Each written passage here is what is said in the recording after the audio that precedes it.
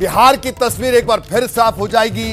जो संशय थी, जो तमाम अटकलें थी, वो दौर भी खत्म होगा। और अब बारी है कि जो नई सरकार बनेगी वो फॉर्मूला क्या है, और वो फॉर्मूले की तस्वीर भी अब धीरे धीरे सामने आ रही है कि 2 डिप्टी सीएम और मंत्रियों को लेकर भी तस्वीर धीरे धीरे साफ हो जाएगी। जी प्रकाश।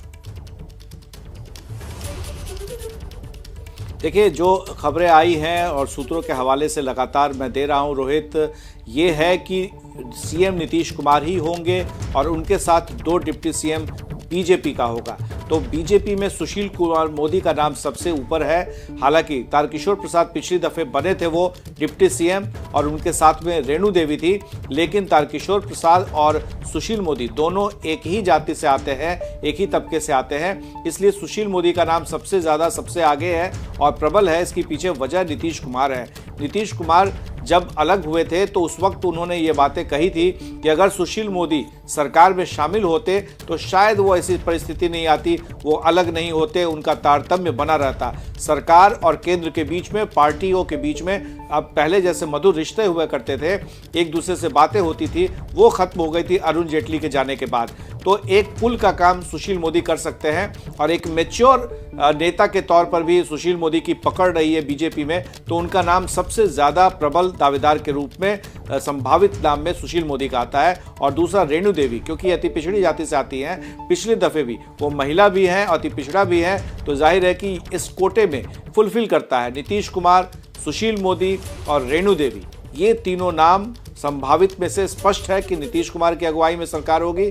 और इसके अलावा हम पार्टी से, जो जीतनाबाजी की पार्टी है, उनके भी एक को प्रतिनिधित्व मिलेगा। हालांकि शपथ ग्रहण में के समय में इस कल के शपथ में वो होंगे या नहीं होंगे ये कहना मुश्किल है, लेकिन ये जरूर है कि आने वाले दिनों में तस्वीरें साफ होंगी। और जो पुराना फॉर्मूला था रोहित, जो बीजेपी और जेडीयू के बीच में, वो 4 पर 1 था, यानी 4 विधायक पर 1, तो उस हिसाब से, उसी फॉर्मूले के हिसाब से मंत्रिमंडल का भी गठन होगा और उसी हिसाब से बंटवारा भी होगा। रोहित, तो बिल्कुल, यानी प्रकाश, अब ये तस्वीर साफ हो गई है कि कल आप एक बार फिर से साक्षी बनेंगे, गवाह बनेंगे, जब नीतीश कुमार 9वीं बार शपथ लेंगे बतौर मुख्यमंत्री, यानी शपथ ग्रहण भी कल होगा।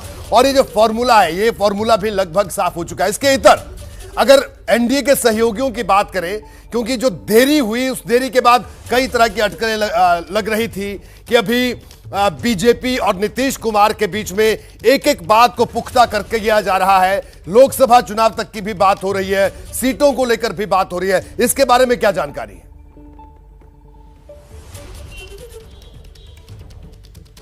देखिए रोहित, एक बात तो स्पष्ट है कि नीतीश कुमार जो भी आ रहे थे इस गठबंधन में, तो उस वक्त ये तय हो गया था कि उनके सीएम पद पर कोई चर्चा नहीं होगी, कोई कॉम्प्रोमाइज नहीं होगा, ये स्पष्ट था।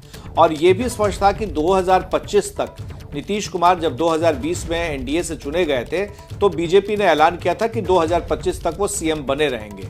तो जाहिर है कि लोकसभा चुनाव के मद्देनजर और 2024 के लोकसभा चुनाव के बाद जब 2025 का चुनाव आएगा, तब तक नीतीश कुमार ही सीएम रहेंगे, ये तय है इन लोगों के बीच में। हाँ, ये जरूर है कि लोकसभा चुनाव के बाद क्या नजरिया आता है, क्या उसमें बदलाव आ सकते हैं, ये फिर ये दोनों पार्टियां मिल बैठकर पूरी कर लेंगे, बातचीत कर लेंगे। लेकिन 2024 का लोकसभा चुनाव जीतना बेहद जरूरी है, बीजेपी के लिए भी और नीतीश कुमार के लिए भी।